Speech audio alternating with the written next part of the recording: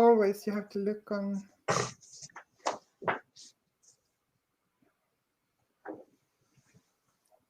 We are live.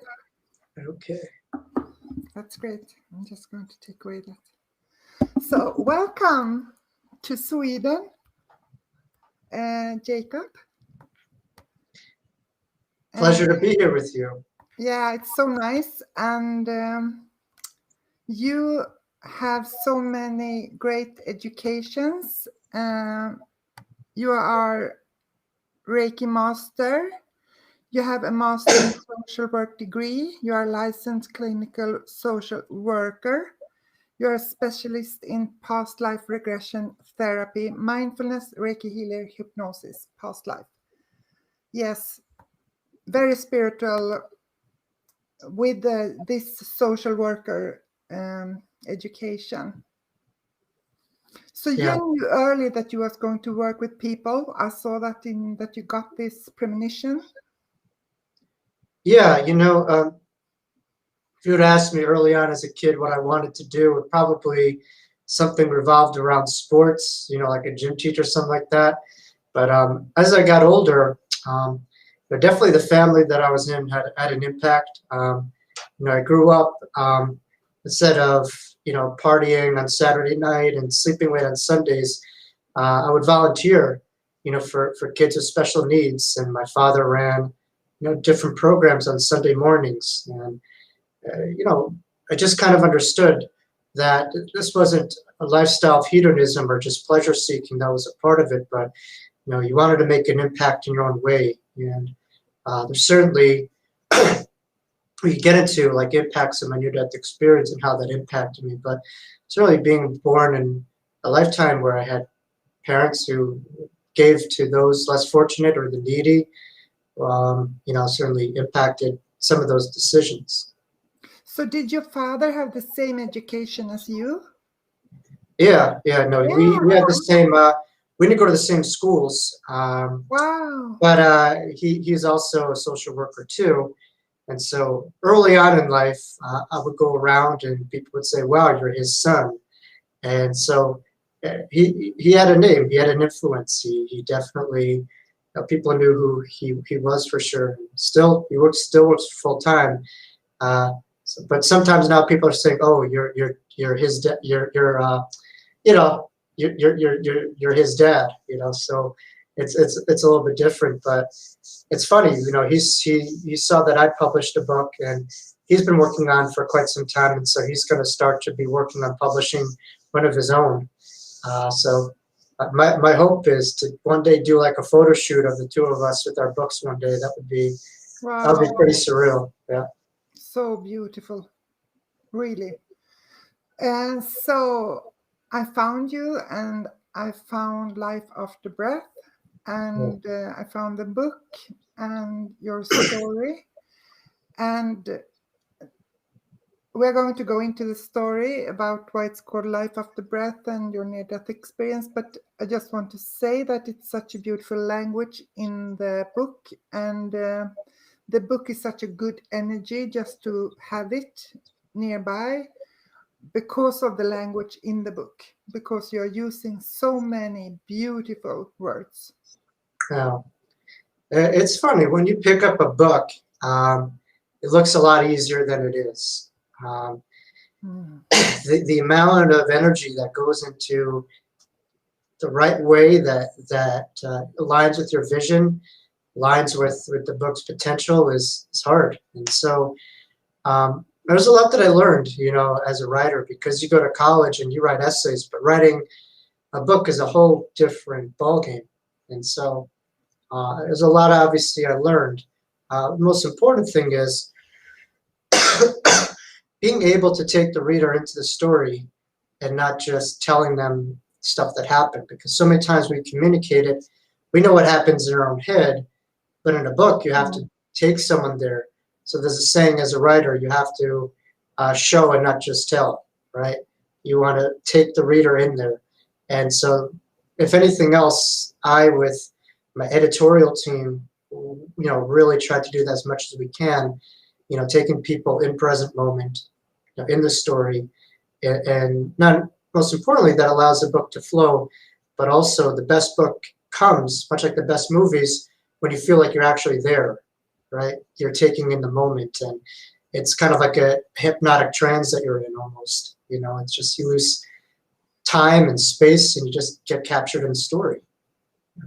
It's so beautiful, and I also appreciate so much that you are talking about the block you have and how you have to struggle to get to know yourself, and that I can see in the book often when it's very hard situations, that's when you get the clarity that you're not the body, you're not your ego, you are so much more, and how you take us through that journey after the event. It's really, really beautiful.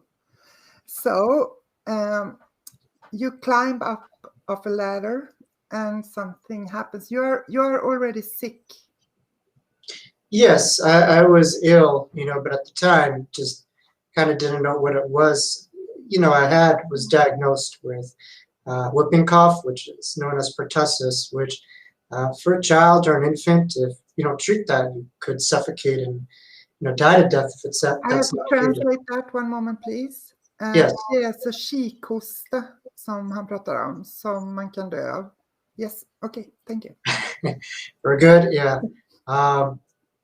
So at the time I wasn't vaccinated, and it deals with the upper respiratory, and you like I experienced, you could suffocate, and it's interesting the release date of the book, and I did it.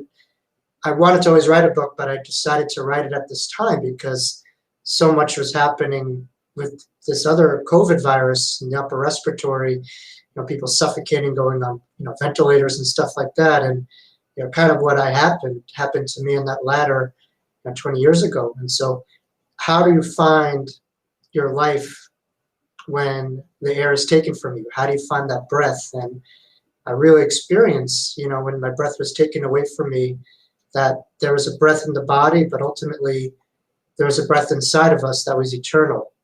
And, we are the wind of God, that eternal breath. And so even when you're going through darkness or when you feel the air of life is taken from you, there's an undeniable part in yourself that is an eternal breath.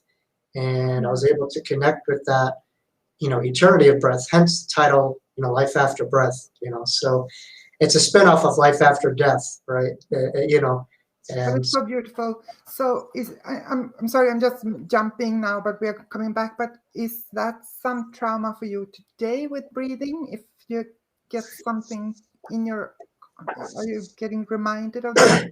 Have you healed from that trauma?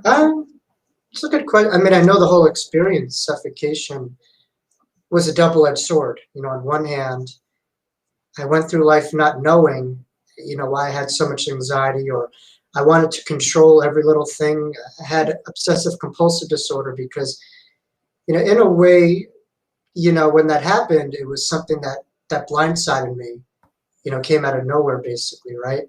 And so then, when that was taken from me, it's just, on one hand, you understand that on the other side of that, it's fine.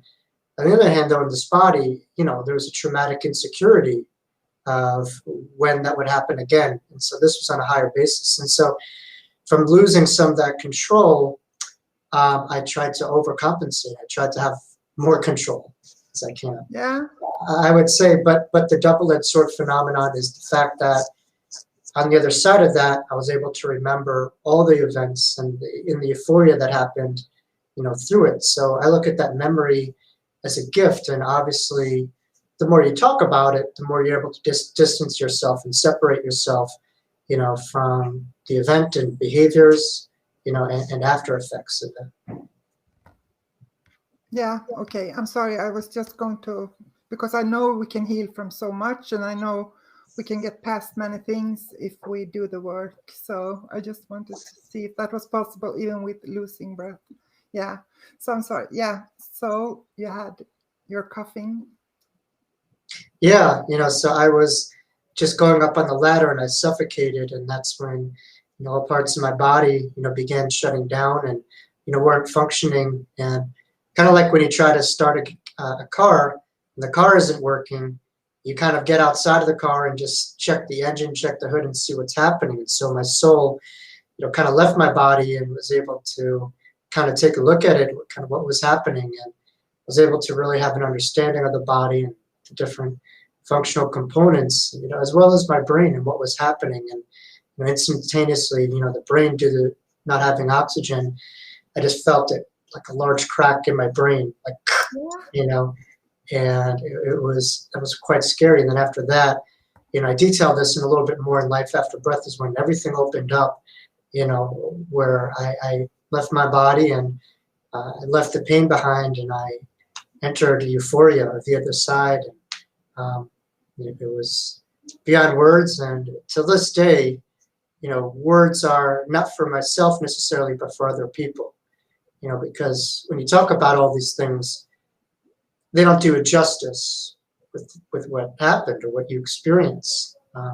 But they lead to practical change, and for people to look at these things in a different way.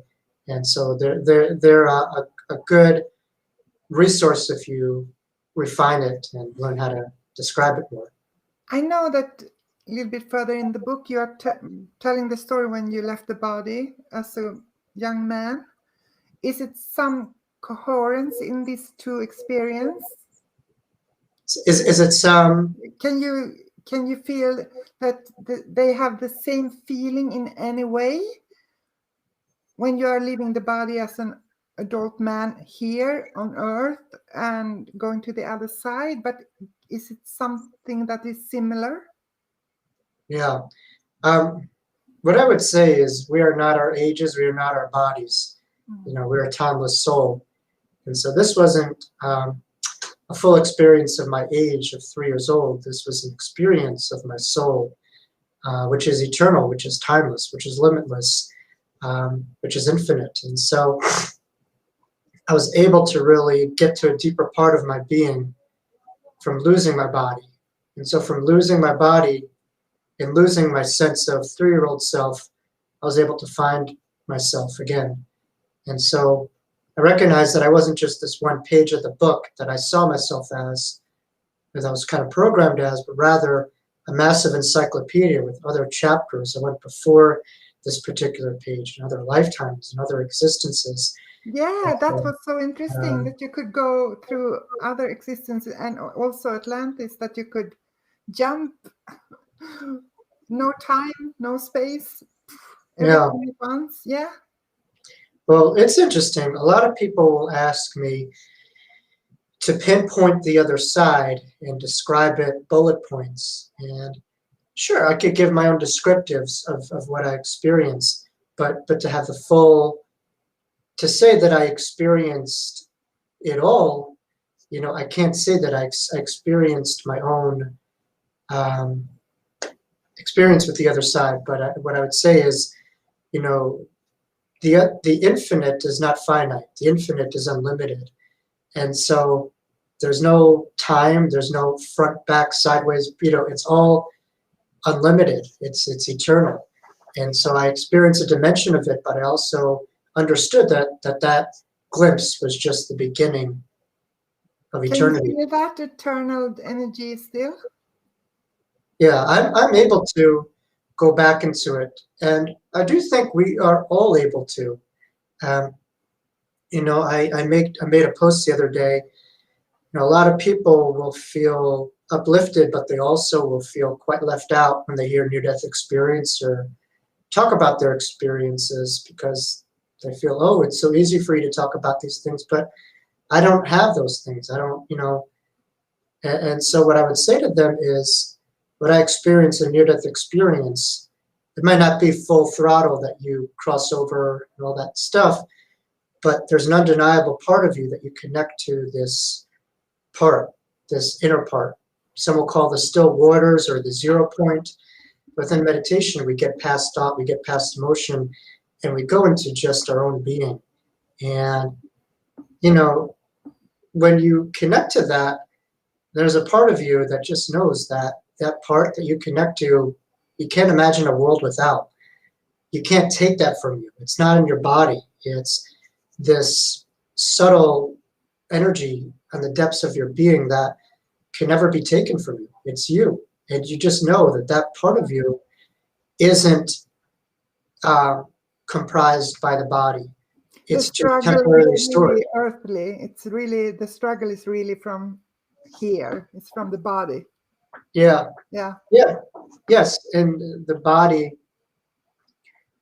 I could think, could be very restrictive to people, but also through opening the body, which kind of happened to me. As you saw, my body wasn't functioning and my brain opened and all these things happened was really once I opened up. And I look at the body as just a filter.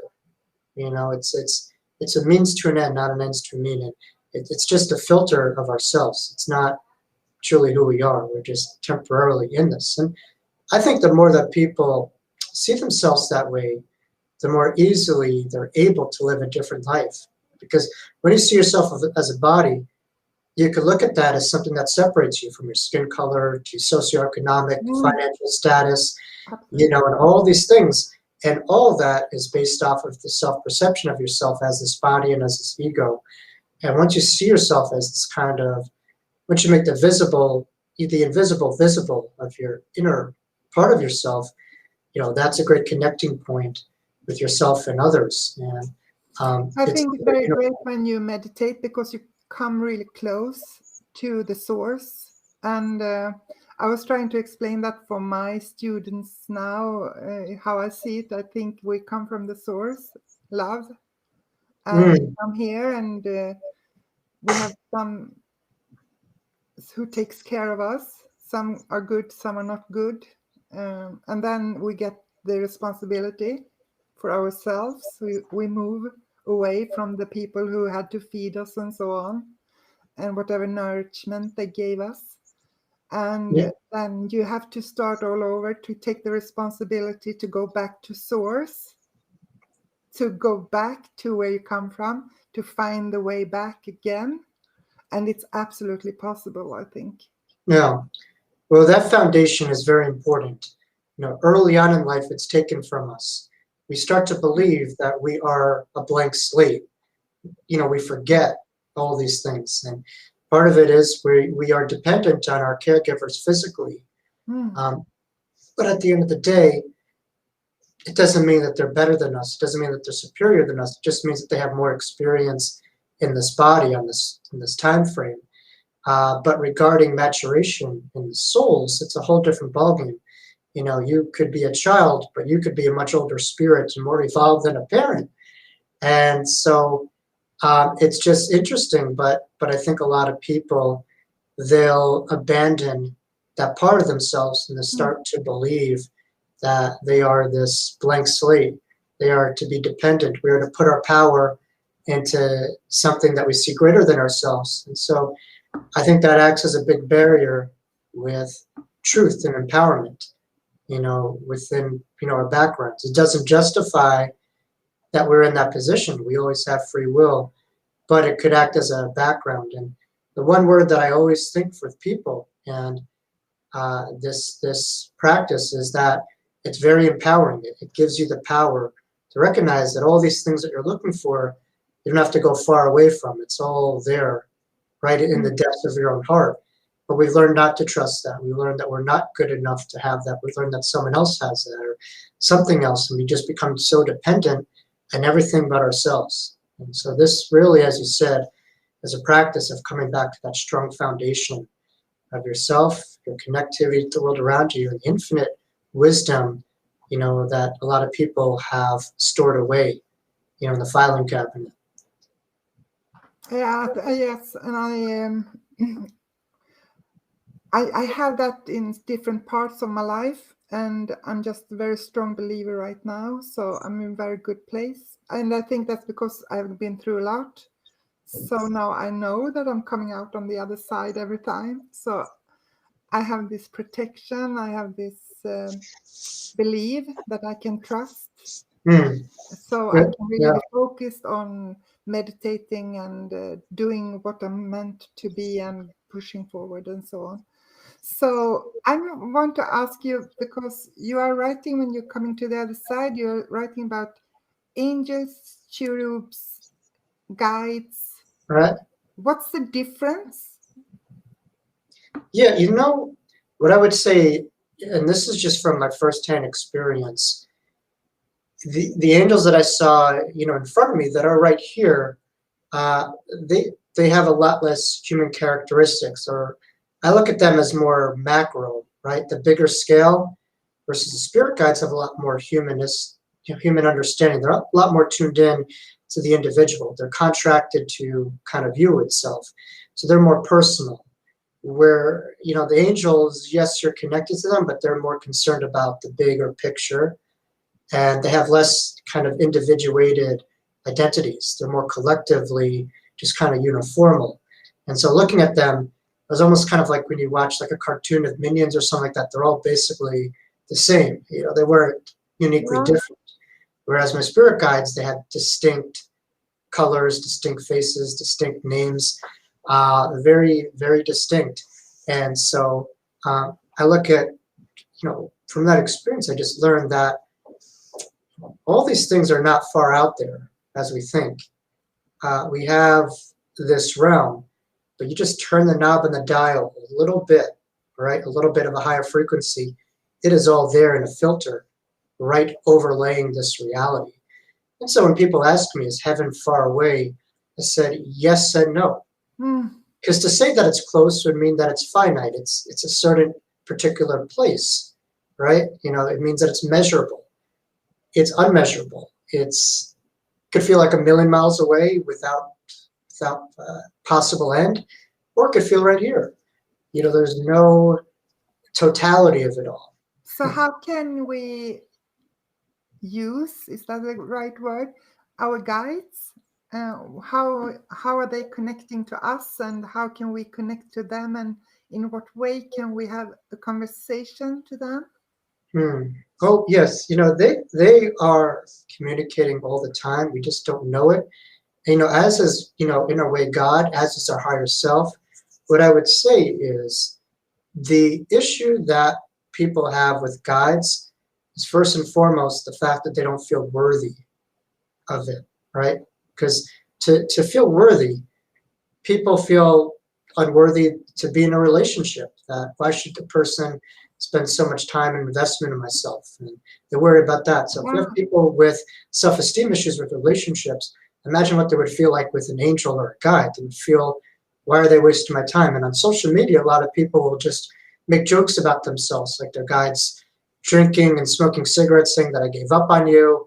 You know, just but it speaks to a truth that a lot of people struggle to see themselves in a high way. What I would say is first and foremost, have a great degree of self-esteem. That doesn't mean narcissism, but that means that you're able to see yourself through the eyes and lens of God, where, you know, if you have a conversation per se, you know, I look at spirit guides in people not that different. You know, if you look at people who, when you talk to them, they don't see you the way that you see yourself. They see the good, they see the potential. They look up at you and not down at you. And that is a lot more uniformal with the unconditional love of the other side, which is so much different, you know, than this reality, which is very transactional and very critical. And we always chop ourselves up, you know, with you're too fat, you're too skinny, you're too this, you're too that. And so this realm where we very much judge ourselves on moment to moment what we are doing and, you know, stuff like that, instead of the eternal being within us that was created by God. And so to criticize and self-abuse yourself would be to criticize and self-abuse God, right? Yeah, And so that's quite insulting. because So I think the first step to answer your question is to really amplify the worthiness that you have, and to see yourself through a much broader perspective of potential and reframe yourself. And I find that as we do this, our vibrations really increase, right? Because we don't have so much of that density of all these blocks holding us down. And then we're able to have a lot more clear sight, clear vision, and the ability to listen, you know, to guidance. And a lot of people will stop themselves. And even as a near-death experiencer, I can't say to this day, I see my guides as clearly as I did in my near-death experience. You know, you're in the body. It's, you know, I was out of the body then. It's literally right in front of you.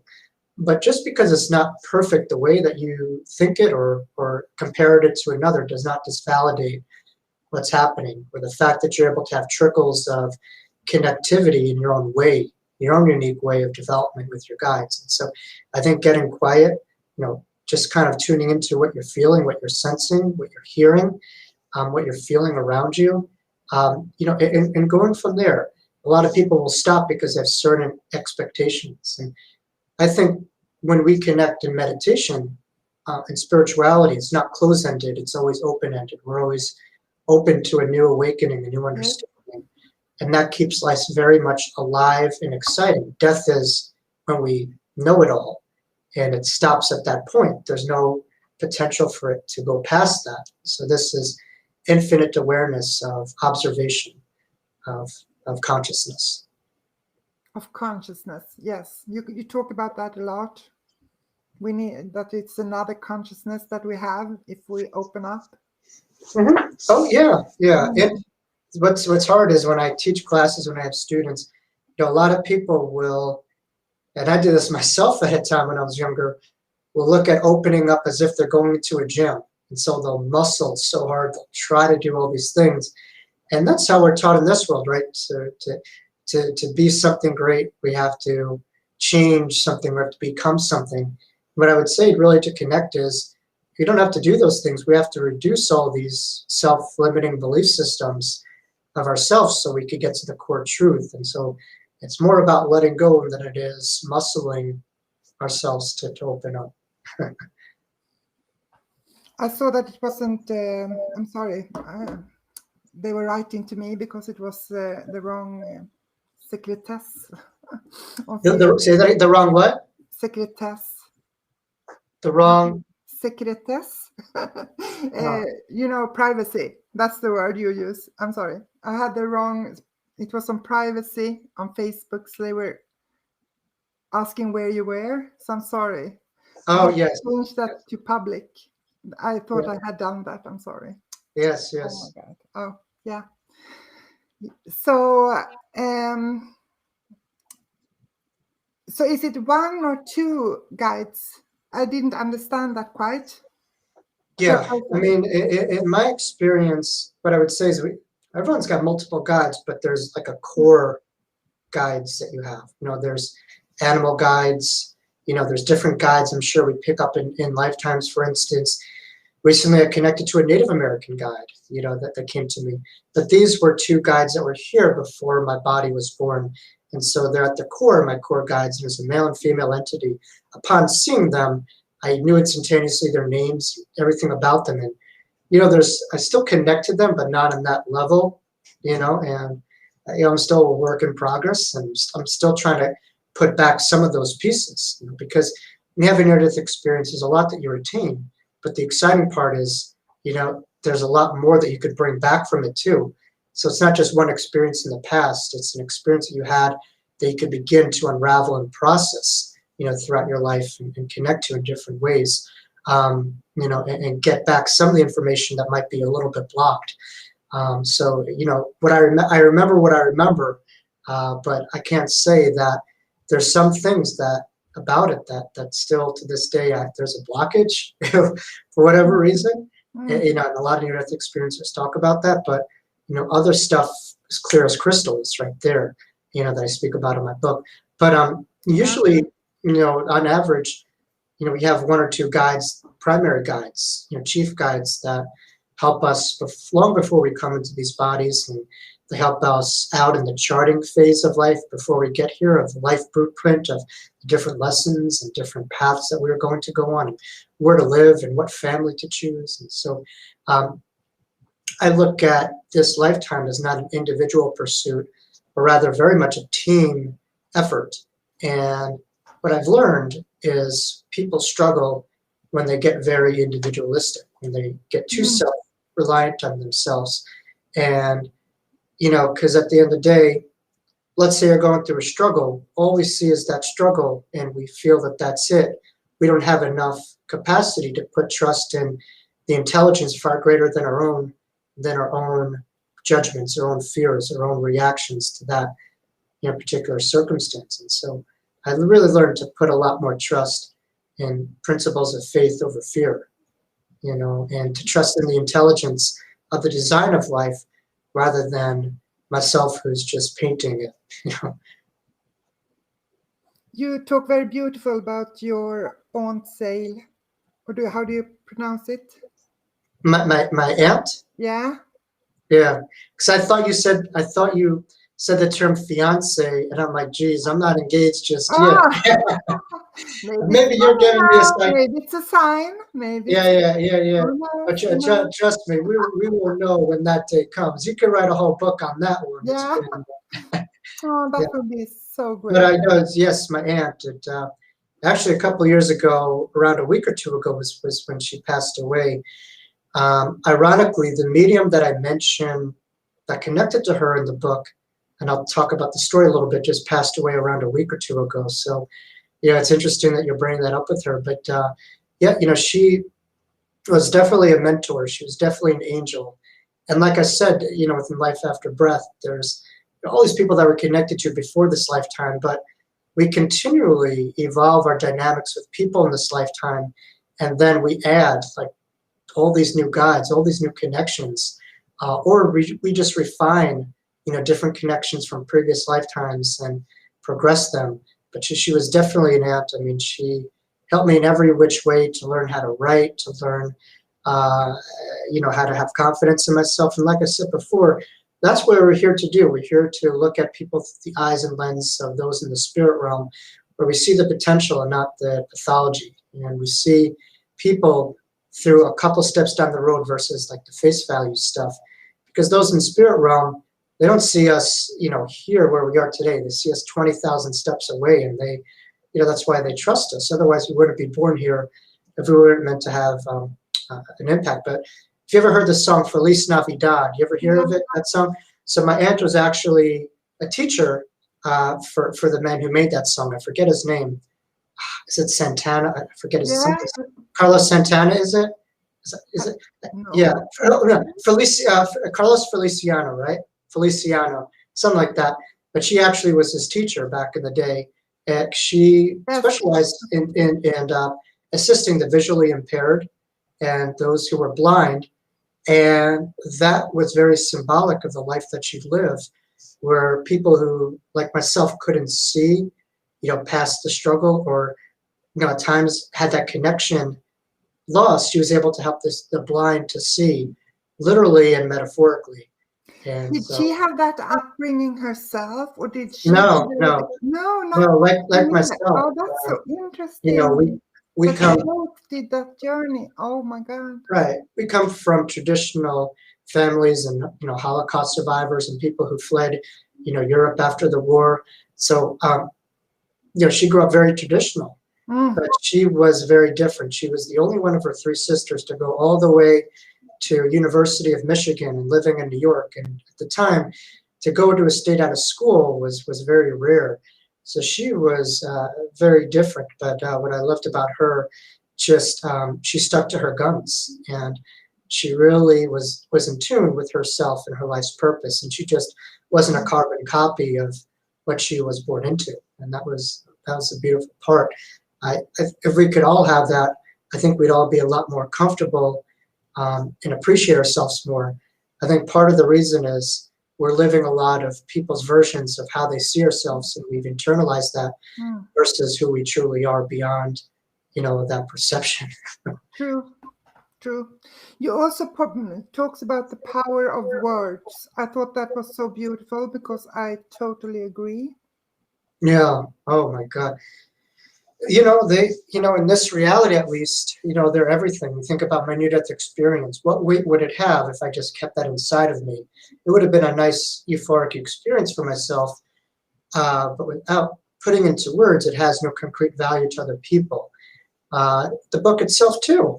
I look at any of our experiences as much like books on a shelf. If they collect dust, what value do they do? Now, if you're able to open them up and read them and integrate them, they have great value. And so that's why I think the book, and particularly words, are important. But that was the last message, of the guides, when, and this is, chronicled more in Life After Breath, where I was aware of previous carnations, all these other things, as well as the life path that I would have as a healer and a teacher and a guide for many people. And, having that doubt that I would be able to reach that, I was given the message of the power of thought, the power of perception, and how we have to choose our thoughts very carefully, because thoughts become things. We want to make sure we choose good ones. And Yeah, we are, and it's also a very big power in words that it really can make an attack on yourself. You think that you're attacking somebody else, but it really comes back to yourself. You're making your body very uncomfortable. And when your body is uncomfortable, it don't feel safe. Oh yeah, and you do that equal study of plants that are put in the same exact sunlight, same exact water, same exact conditions. One plant is scolded at, and the other plant is given positive words of peace. And undoubtedly, that plant that is given the positivity outgrows the other one. So it has that impact in a plant. Imagine what impact it has in our life. And I think it's very important, because ultimately, I think everyone has their own unique, different paths. But at the end of the day, we're here to learn the embodiment of unconditional love and how to accept ourselves, not just in the good, but in the light, but in the dark as well, too. And that allows us to become more understanding and closer to the unconditional light that put us into existence in the first place. And so, there's a lot of shadow work that we all have on a collective and individual scale. With the near-death experience, I learned that darkness is not a friend. Darkness reminds us that love and light have no end, right? And so from looking at darkness, from looking at suffocation, from looking at the core of the most fear-based thought that we have of death, I was able to see the illusion that what our biggest fears, behind them lie our greatest truths. That we can never die, that we can never be harmed or damaged. We could just experience temporary turbulence. But at the end of the day, no matter what, we go on, we're eternal. And like you said before, it's through these moments of darkness, whether that be loss of a loved one, whether that be something physically happening to us, these shake-up periods oftentimes really accelerate our own understanding and our own ability to evolve and grow from befriending it and going there and not running away from it. So what did you say about darkness, that it was not something good? What did you say? I'm sorry. Well, darkness is a friend. Darkness is an ally. Yeah, you say that. If you're able to go into it, Yeah. you're able to see, light. Kind of like a hurricane, right? On the outsides of a hurricane, it's very stormy, but you go on the insides, there's this place of peace, or the 0 point. And so when I experienced this darkness, yes, on the moment, there's a lot of turbulence. Once I got past that, there was a 0 point of eternity when I crossed over on the other side. And so I think, everything has duality and a yin and a yang. Once you're able to go into it, you're able to see the great beauty and the great gifts that come out of, darkness, and you're able to give your power over to then that eternal light that is beyond that. The saying is in my book, you can't see stars without the dark, right? No. In order to see the stars, you need to see the darkness. But they are still there. Yeah, that's so good. Also, this line with the human experience, you're not your body, you're a spiritual being and having a human experience. That was also great in the book. So great. And also you are writing about Wayne Dyer and other people that you really are inspired by. Oh, it's important because, at the end of the day, it's, one generation was very inspired by him, but if we stop, telling their stories, if we stop, talking about them, that's when I feel death happens. And as long as we're speaking about someone else, and as long as we're keeping their memory alive, whether that be him or someone else, there could be no death. And, that was what I tried to do, is, kind of like honor those who have gone before us, and to keep on telling their stories and keep on telling it in different ways that will speak to different audiences. And as long as you do that, you're still very much here. It's once that stops is when, that cycle, is kind of ended. But at least, at the very least, if we were impacted by that, continuing to skip that, while also allowing, that to inspire you and to piggyback off of that and to continue to channel the words and wisdom in the trails of those masters before you and to walk through their path that they laid out before you. Yeah. And also Shirley MacLaine and Sylvia Brown, you are mentioning a few of them. Yeah. Yeah, those are very important people. I share the same birthday as her, Shirley MacLaine. Not Sylvia. Sylvia's born in October, but Shirley and I have the same birthday. So we're celebrating that in a month. But yeah, she is just, if you have one of her lifetimes, right, just as a singer or an actress, and if you do that in one lifetime, wow, she's just done so much in one lifetime. It's remarkable. Yeah. It takes people thousands of lifetimes to have that degree of impact. And so for her to have impact on a social scale, on a metaphysical scale, within Hollywood, I'm sure she's done countless other things. It is just remarkable. But it shows you, that we have a lot of different lifetimes. And the more in tune we are with those different lifetimes, the more that we're able to continue off of that and to be very versatile with what we do in our lifetimes and to be multidimensional, within the different chapters that we have and different acts and different roles, versus unidimensional. We just get caught up in this temporary body, this temporary lifetime. There's a lot more potential if we're able to get tuned into those different parts of ourselves that go well beyond that. So that's so beautiful. I really, all of that is, everything that you write about is so beautiful. And I was really taken. I have read a lot of spiritual books and so on, so that's nothing new to me. But it's the language and also talking about your experience and how we are preparing our spiritual awareness here through everything that we are doing, and how we can move on from things that are happening, because I think everything is healing. We just need healing, and we can have a great life. Yeah. And I looked at what happened as not my experience. I think my job was not to hold on to it, but rather to give that over. And so that other people could take that experience and redefine their own experiences and take that story, redefine their own stories. And, it's very versatile, the near-death experience and what I had. That was just a series of events.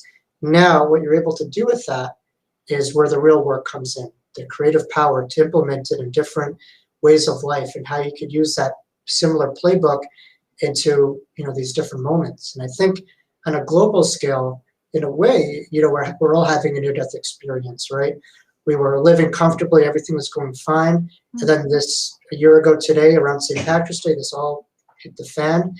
And the plug was pulled from our lifetimes. We were all of a sudden in a place of uncertainty, a place that we just really had no playbook to go by. And we were just all just lost and very, a lot of people are very fearful of their own bodies, their own lifetimes, their own impermanence. And so how we gauge with impermanence is nothing new, but people are reminded of that through this, and that in a way, we could allow ourselves deeper gears. It's like when you get stuck in a snowstorm, do you just keep on putting your foot on the gas pedal, or do you try a different gear to try to wiggle it around? And so I think ultimately this collective basis is forcing people to tap into a different gear, a different part of themselves had they not, they were probably not using to, with everything routinely being Groundhog's Day year after year after year and no change. And so I think these shake-up periods have the potential for us to change. I saw that you was in New York when it was 9/11. I'm sorry that you had to experience that, but I'm thinking often we have these isolated events and we see them on the TV or we hear about them, but now it's everybody. Yeah, no, It's everybody. We have never had this experience before. Yeah, and as devastating as it is, and as many impacts as it had, there's a beauty in what we're experiencing to some degree. That might sound controversial, to some who have lost people and some, financially have been hurt. But the oneness that we could experience from this, the potentiality of it, how we're taking away all those barriers and seeing something that happens outside as something horrible, but not something that we also experience. And so I think, to me at least, oneness is the ultimate beauty that we could ever experience here in humanity. I think to me it's great suffering when we're isolated and we have all these separations. And so I don't know about you, but feeling more connected, and interconnected, more empathetic, and just getting past the notion that someone else's pain is not my responsibility. Someone else's pain is othered. Someone else's pain is not a big deal. It is. It always is part of us. Absolutely. So I think the similar storm has potential. Unfortunately, a lot of people who aren't as evolved, don't have a strong foundation, have used that the wrong way, and it's caused more division than before. That's unfortunate. But anything has a potential to it. And I think if we're able to see that, hopefully it could be a great heart opener to be more on the same page, to be more unified, because at our core, that is who we are. This human experience has been very divergent of that in so many ways. And it's my hope that we could come a little bit closer to that. And being more of a global society and being more of an Earth citizen, not just a citizen of a state, a country, a color, because we can't take all these things with us. They go. No. They're temporary forms of identity that are comical. They have no weight to them. This year, so much healing. I've seen amazing how people have developed themselves this year and done incredible changes in their life that wasn't possible, but they did it anyway now because it's a very great time. I know you want to go because it's 45 minutes, but I just want to ask you, it's coming in my head all the time. So you're going to think I'm so stupid. So we have Jesus, this is love, and we have angels, and we have guides, and we have the other. So which is it? When we feel love, is that from the highest? When we feel love, we connect to who we are. Yeah. That is a deeper connection to ourselves. And ultimately, what I learned is love has no limitation. It has no beginning, no middle, no end. It is eternal. It is unconditional. And each and every lifetime, we learn how to evolve that in our own ways. And as we do, we vibrate, we soar higher. Therefore, we can connect to, life itself, in the heavens a little bit more, from that understanding. But I look at each and every lifetime as a possibility not to go away from love, but rather to find ways to come back to it. And I think, these struggles could certainly be shake-up periods, but they could also be heart openers, and they could allow us to expand and to really grow, evolve. But ultimately, that part of ourselves is what we are breathed with from our onset. We are breathed from unconditional, infinite, eternal love. And when we feel that, we're connecting to the deep part of ourselves that's infinitely connected to a reality far greater than this prism. Did you see if you are going to come back again, do one more round in life? I hope not, but no. I didn't see that part. I saw, future events, but that is a topic that draws people's attentions, is future lifetimes. I understand that, but I would say there's a power of free will, and I would say I look at this lifetime as a building block of my future. Because if you focus so much on the future, it's like you have a house to build. You're like, oh, it's already built. I'm not going to do anything. That house is not built from that end vision. That end vision does help, but it's built from moment to moment. So I look at each moment as an influential trajectory towards the future. So beautiful. So beautiful. Really. Yes. Thank you very much. I'm going to put your book here and your website and so on. And thank you very much. And I'm so happy that I found you on YouTube. No, it was just a pure pleasure. And that's one of the other good things about today is I don't have to go in a plane and stay in a hotel. You can reach even more people through this simple screen and shut it off and then go back and get a glass of water, and you know, thousands of miles away, you're connected to someone right in front of you. And I think that's the beauty of today, is it takes away all that distance that we could feel from another, and just remind ourselves, as far away, geographically we are, we couldn't be closer now more than ever with these advancements. And so I think we've been able to take advantage of that. But no, thank you for being a cheerleader, a guide, a teacher, and someone who really is helping people to understand love never ends, and there's eternity inside of us, all around us, and we are so much more than we could ever imagine. And that's the exciting part, is the uncovering of that and learning different ways to integrate that into our everyday life. So keep at it. Yeah, you as well. You are doing an amazing work. Yes, you're working with hypnosis and therapy, and you're doing online as well. Yes, I do Zoom available sessions, Yeah. and I also have specialized deals. And if people go on my website at jacobelcooper.com, you'll find I also do monthly events, and you could look at some of the other archived, live videos, because I think a lot of people, they're looking for more community support, looking to connect in different ways. So if you go on my Facebook professional page at Jacob Cooper LCSW, or if you go on my website, jacobelcooper.com, click on the Facebook icon. There you can see my professional page where there's daily insight, inspiration, as well as Instagram I'm on too. But I have a monthly event, with different topics. And so I'm trying to create a global community. I'm all in. I'm coming. Come on board. Come on board. Yes, absolutely. So that's great. There's strength in numbers, and there's strength in togetherness. And, when people feel very distant, you could sit with that and get frustrated with that, or you could use that as fuel, as motivation to create community. So I think ultimately that irritability, that frustration is good that we have. Now what we do with it will define it. So when people are feeling isolated, that's good.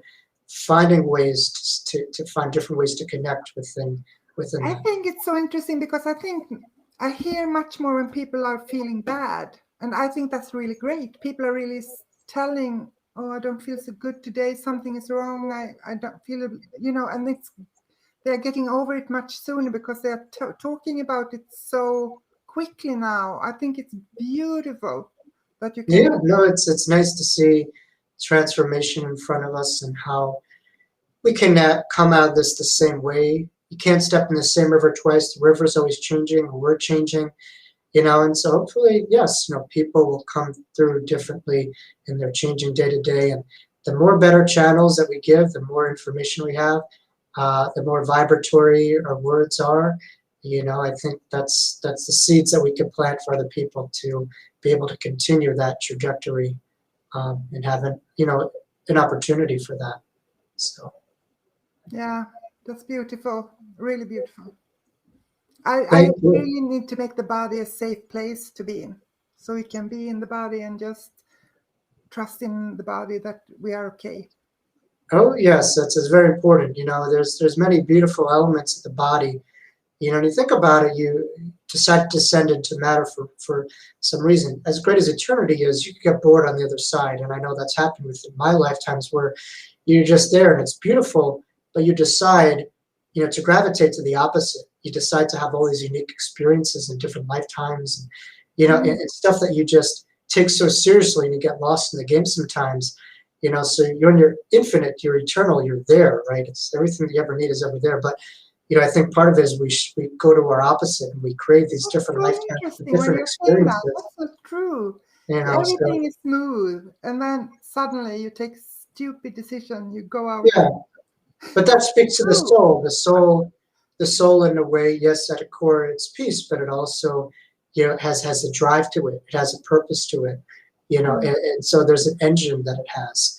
And so I think each and every lifetime we try to generate something different, from that vibration, from that energy, from that evolution.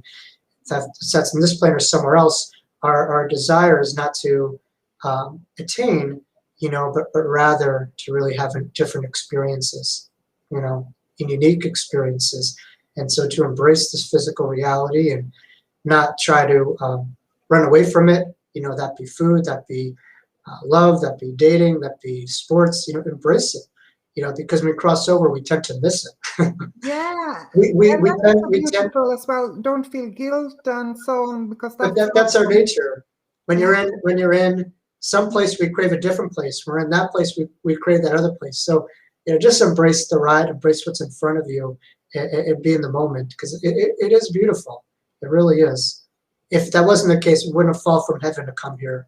Yeah. So obviously we could bring that here too. So no, thank you very much, and just have a wonderful rest of your week, and just a pleasure to connect with you. The same. Have a great day in New York, and I'm looking forward to your next book, and I'm seeing you in your events. Pressure's on, my friend. All right. Yeah. I'm almost completed with my second book, which is different lessons and different ways to bring the hereafter to the here now. So I do anticipate that to be released within the next 12 to 24 months. I could release it within the next couple of months, but you want your book to kind of you want life after breath to have a life of its own, have a little bit of breathing, no pun intended, and then afterwards you space it out. So stay tuned for my next publication if you haven't picked up Life After Breath on Amazon or stuff like that. So Yeah, I'm putting it out as well. They are saying here, amazing, you are very interesting. They have also put in your link to your website already. People are listening, have checked it out. So they have put it in here. They said handsome too, right? Yeah, of course. Of course. Very, then they say love the connection, to feel love with ourselves. Yeah, I think many needs to hear that. So yes, it's very beautiful. Thank you. Can Thank you call you. for the angels? Is someone who's also asking. What was the question? Can you call for angels to come? Absolutely. Our thoughts have they're like whistleblowers for the other side, and what we think we are able to really attract and become, and that's the case in this reality. It's the same thing with the other side, and so our thoughts really could be a great attractors, and higher vibratory our thoughts are, the more that we're able to have that. And so how do you do that? How do you call on the angel? Or did you just say? Yeah, you could sit and meditate. You could ask for a guide to step forward if you're feeling lost, you're feeling like you're not sure what to do. There's great value in asking for guidance, asking for information, asking to be seen when you can't see, asking to hear when you can't hear, asking to feel when you can't feel. And I think in our society, a lot of people have thought that as a weakness to be able to ask. But I do believe ask and you shall receive. That is very true. And when we ask, we could definitely have it, but we have to feel worthy to it. And we have to feel that it's all in our own backyard, that we don't have to go far off on a mountain to get to that point. It's all here. So, but I am going to be, if you follow my Facebook page, within the next couple of months, I'll be giving a talk more specified on spirit guides, angels, and what we could learn from them and how we could call our own angel, in a way. So that's. Maria is writing here. He's a very handsome man. I have to say, she has to get her vision impaired. But thank you. No. Thank you. That's nice. Thank you. I appreciate. You know what it is? It's beauty is in the eye of the beholder, and so if we're all a part of God, we all have the responsibility to see that. And so this body, it's not. None of this is mine. And so the more divine you are, the more that you can see the God and beauty in all. It's powerful. So that's just a reflection of her ability to see that divinity, within herself. So, so thank you for having me on as an honored guest. Maybe what we can do is down the road, if you get bored of your guest, you could always ask me to come back as a return guest, and we could find something else to talk about. It's just a pleasure to have you to be here with you today. Yeah, and maybe we can do a workshop here in Sweden through Zoom. That would be so great. I know many would love to do a workshop with you. Oh no, that would be my pleasure. Well, listeners, stay tuned, because I do not underestimate what she's capable of, and between she and I, we have a lot of good ideas that could come out of this. So stay tuned for something good for yourself. We'll figure something out. Thank you, Jacob. Thank you so much, and I will follow up with all the links and invite people to come to your site and so on. And also share, because I think your Instagram is great. You have great message there all the time. So I'm going to promote and see that people get that link as well, because we need that encouragement all the time. And thank you so much for taking the time and being here with us, because we really needed your inspiring words about the other side and how you could benefit from that today. So, and good luck with everything and your other interview. Thank you. Last message: to connect to angels, ask, what do I need to hear, not what do I want to hear. The Spirit gives us what we need, not what we want. And that's important too. And life does the same thing too. So yes, being open for that trickle of energy to come into you and information and downloads. And on my Instagram, I say, what do people need to hear?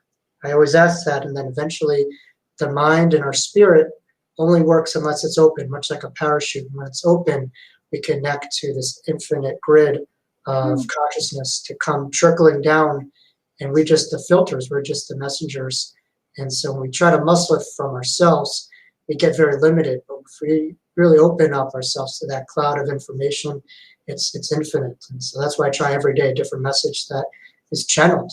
Really. So. Oh God, I have so much to say now, but I'm not going to do that. I can talk That's forever because you just put it out there, and I'm just, I want to. But I know that you have to go to the next meeting. So thank you very much, and have a great day in New York. Pleasure. Have a good evening in Sweden. Thank you. Thank you. Bye. Many blessings. Bye now.